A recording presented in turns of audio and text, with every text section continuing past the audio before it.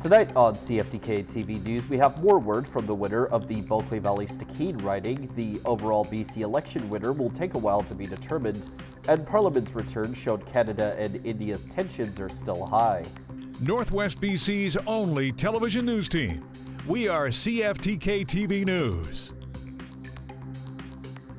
Good evening, I'm Cale Maslin, and here's what's making the news in the Northwest and beyond today. In the later part of last week, the roundabout located at the intersection of the local highways 16 and 37, that is also a connector between Thornhill and Terrace, was home to yet another unfortunate traffic accident. Like earlier this year back in April, the roundabout saw a commercial truck, whose load this time was a big amount of mixed garbage, suffer a rollover while trying to get through to the roundabout. But luckily, the garbage was able to get quickly cleaned up that very same afternoon, and according to a later statement from the Ministry of Transportation and Infrastructure, the garbage was not hazardous to the public in any way, so there shouldn't be any ultra-harmful lingering effects outside of the area in question, more than likely not smelling like daisies for a little while. Just this past weekend, Terrace resident Jenna Smith finished her second career run at the 2024 World Triathlon over in Andalusia, Spain. This past Thursday, she ran in the female age 30 to 34 race, where she finished at a total time of 1 hour and 36 minutes. She also ran in the mixed relay for ages 30 to 39, where her team finished with a 1 hour and 51-minute finish. This is the second time that Smith has participated in this event, with the last one being last year in Hamburg, Germany. After 4 terms of an NDP riding, BC's largest and least populated riding has now sided with the Conservatives. Here's Jaylene Matthews with more from the Bulkley Valley Stikine's new MLA. Newly elected MLA for Bulkley Valley Stikine, Sharon Hartwell, says she believes the economy was a driving factor in her longtime orange riding turning blue. Well, from what we're hearing on the ground, it was the economy, it was healthcare, a lot of seniors issues. You're looking for a long-term care building in Smithers, another one, and even across the north when we drove up to Dease Lake and stopped at Iskoden and Stewart. I mean, they have facilities there, but they're completely understaffed. They're bringing people in from the lower mainland on a temporary basis. So, there's lots that needs to be done to sort of get back to the way things were, fully staffed or at least some staff. And these are isolated communities that need help. Hartwell says she hopes folks won't be preoccupied by which party she represents, as she plans to work for everyone. Whether they're NDP or they're not NDP, to me it's just about making communities better. So, I mean, you're going to have to evaluate and work together no matter what those issues are on the ground. I mean, when you're in local government, you're apolitical, so you're speaking for the people, which is a little bit easier maybe, but, Mr. Rustad has given us the opportunity to be able to go over those bridges and break them down and have those fulsome discussions with whomever. And we're just looking forward to moving ahead and working for everybody in Bulkley Valley Stikine. And, like I said earlier, I mean, for me, this isn't about Nathan Cullen or myself. This is about the people in the riding that are asking for help and for change. So I'm happy to serve in whatever capacity that's going to look at going forward. For CFTK News, I'm Jaylene Matthews. Turning to the fallout from the provincial election, we still don't know the final result because at least 2 recounts and a final count still stand in the way.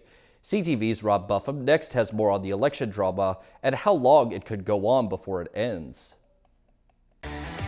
It was a wild election night in BC where the dust is still settling and there isn't a clear winner. But BC Conservatives claimed an historic number of seats. This has been a night where we have seen the political landscape in British Columbia change forever. 2 days later, the results show the NDP have 46 MLAs elected or leading, 45 BC Conservatives, and 2 Greens, seemingly holding the balance of power needed to reach 47 seats, the minimum number needed for a majority government. We're right in a hyper uncertain environment right now politically in this province. 2 races are so close, within 100 votes, a recount is needed. In Wanda Fuka-Malahat, the NDP candidate had a very thin margin of victory, and in Surrey City Centre, it was only 95 votes.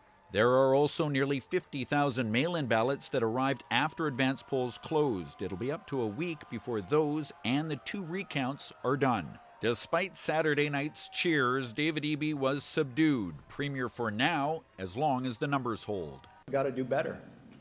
And that was our commitment to British Columbians. We got to do better, and we will do better. If the numbers don't change, he'll get first crack at forming a government, likely in the new year, after MLAs for all parties are sworn in, along with his cabinet in the next couple months. But he'll need the support of the BC Greens' 2 new MLAs. Power brokers, despite leader Sonia Furstenau losing her race. Retiring Green MLA Adam Olsen remained tight-lipped about potential deals. This election isn't over yet. There are a handful of seats that are really, really close. Meanwhile, John Rustad, buoyed by his party's performance, is defiant he'll topple an NDP attempt at government as soon as he can, and isn't ruling out cooperating with the Greens to form government. There are some things that I think we can work together on, some things that we could make actually happen. We have at least a week, maybe 2, to know for certain who won this election, and even then, that winner will perch on a razor's edge to maintain power.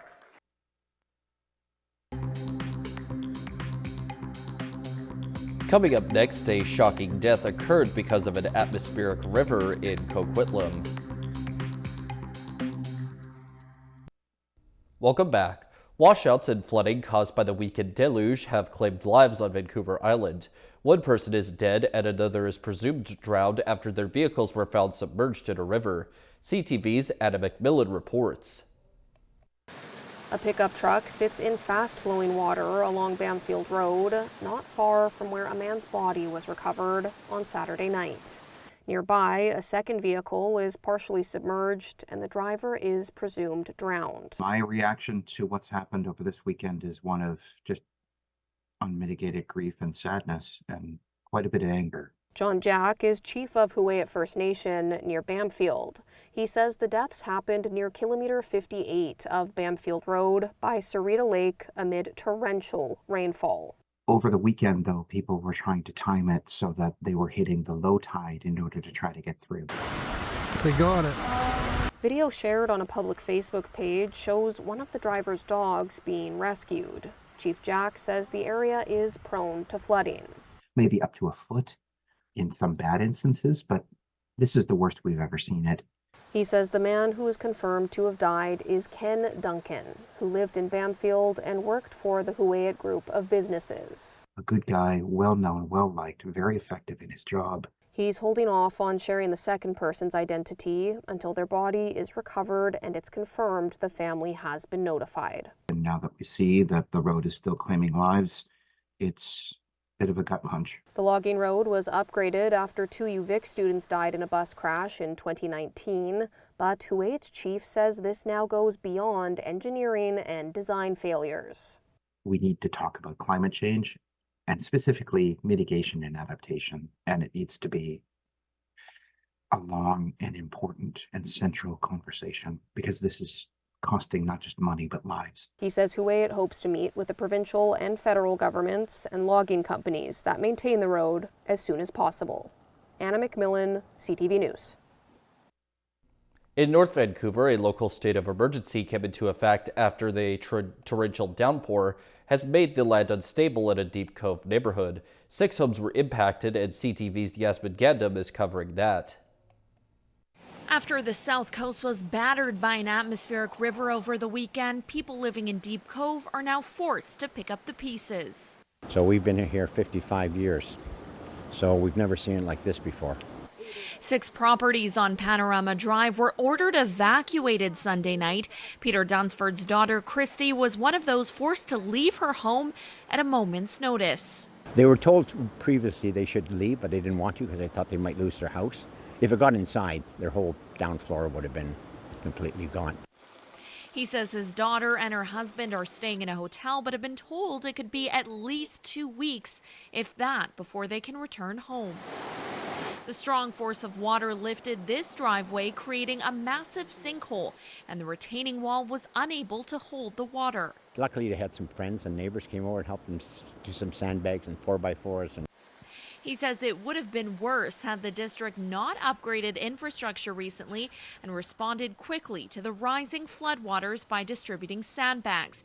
But despite the millions invested, it wasn't enough.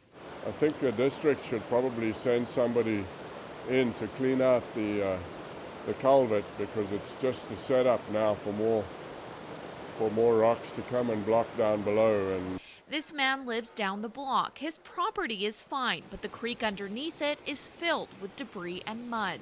Literally, you could hear the rocks coming down, just hundreds of them coming down.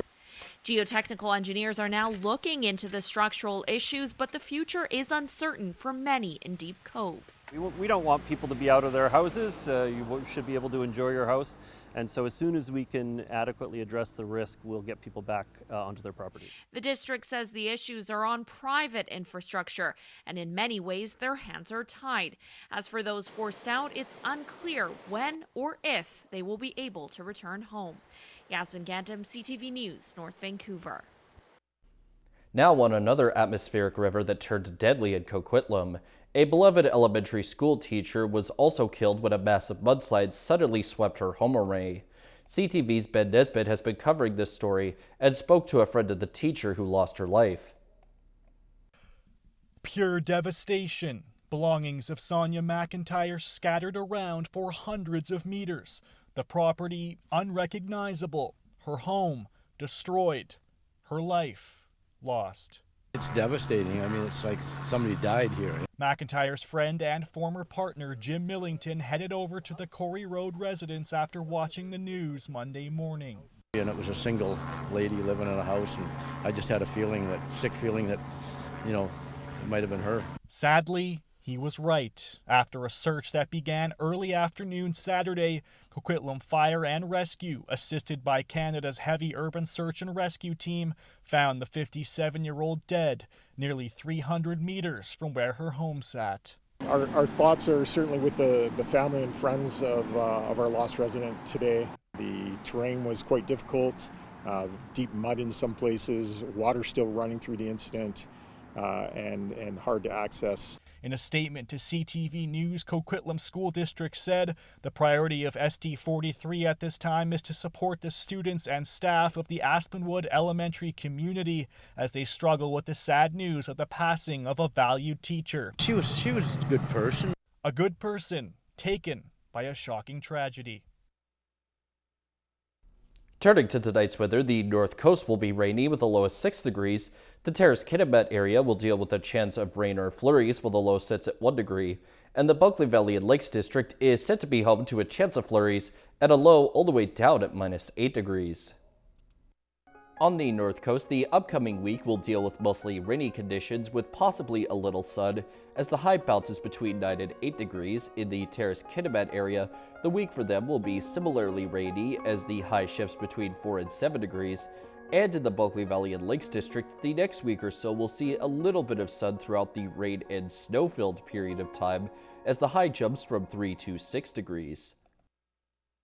Checking out the highways now, visit Drive BC for the latest and up-to-date conditions, and as always, drive safe out there. On Highway 16, there is slippery sections, water pooling, roadside brushing, bridge maintenance, other maintenance work, utility work, construction work, and paving operations. Highway 118 has some roadside brushing. Highway 37 has some slippery sections, utility work, roadside brushing, and water pooling. Some construction work, water pooling, and bridge maintenance on the Nishka Highway, and the Telegraph Creek Road has slippery sections too. And this is what the roads were looking like this afternoon around the region from the view of the province's highway cams.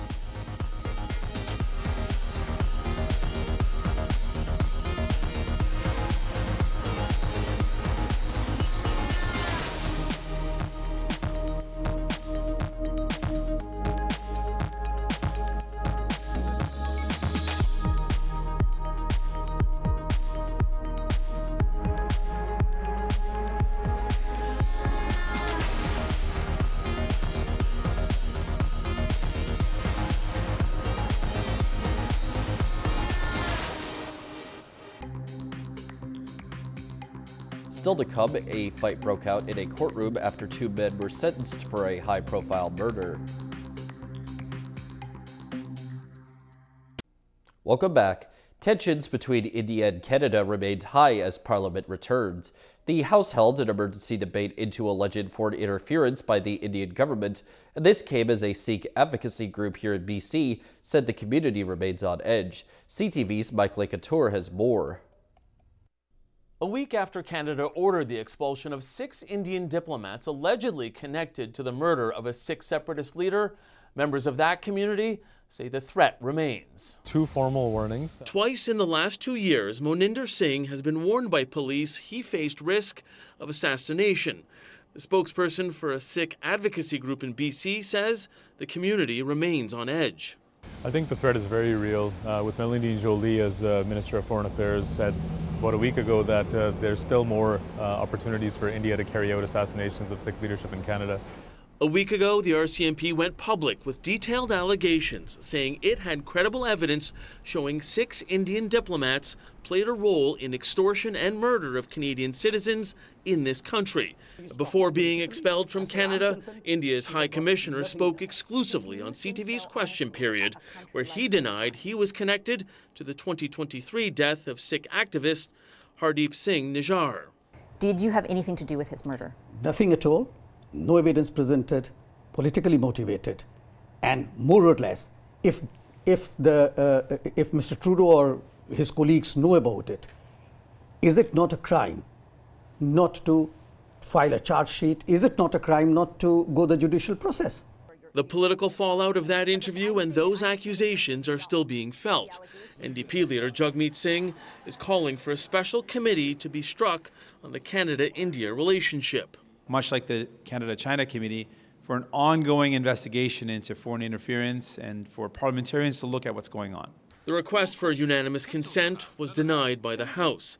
Despite the current diplomatic freeze, Canada and India have said they want the trade relationship to continue.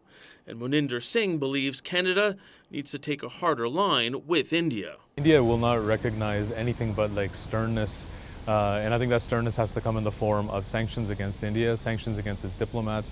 And that could be part of the emergency debate tonight in the House of Commons on alleged foreign interference by the Indian government. Mike Couture, CTV News, Ottawa. Now to a dramatic confrontation inside a courtroom. The 2 men that fought each other had just pled guilty in the high-profile murder of former Air India suspect Rapudaman Singh Malik. They admitted that they had been paid to shoot and kill Malik in 2022. CTV's Shannon Patterson has the story. 17 years after he was acquitted in the Air India bombing that killed 331 people, Rapudaman Singh Malik was shot to death in a vehicle outside his Surrey business. We're at a loss to understand why someone would do this. I mean, my father was 75 years old. After police released photos of a white SUV used as a getaway car, 2 men with long criminal records, Tanner Fox and Jose Lopez, were charged with first-degree murder. This morning at New Westminster Supreme Court, they both pleaded guilty to the lesser charge of second-degree murder. In an agreed-upon statement of facts, Fox and Lopez admitted they were contracted to kill Malik, but didn't say by who. In a statement, the Malik family had a message for the killers. To Tanner Fox and Jose Lopez, we say, you have taken a good first step in taking responsibility for your actions. Now take the next step and cooperate with the RCMP in bringing those that hired you to justice.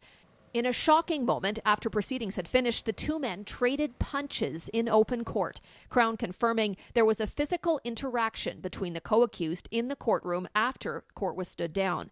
The sheriffs intervened and the New Westminster Police Service has been called to investigate the incident. You know, I've seen this in the past between a victim and a suspect, but never seen 2 of the accused go at it. So obviously something's amiss regarding this, whether it's the police trying to work this up to find out who hired these 2 contract killers, or whether in fact one thought the other one may give something away. As for motive, after Malik was killed, his son told CTV News he didn't believe the murder was connected to the Air India charges his father once faced. There's no way these 2 things are related. I'm personally convinced of that. The assumption made by the family is probably correct in that Air India took place, decades ago.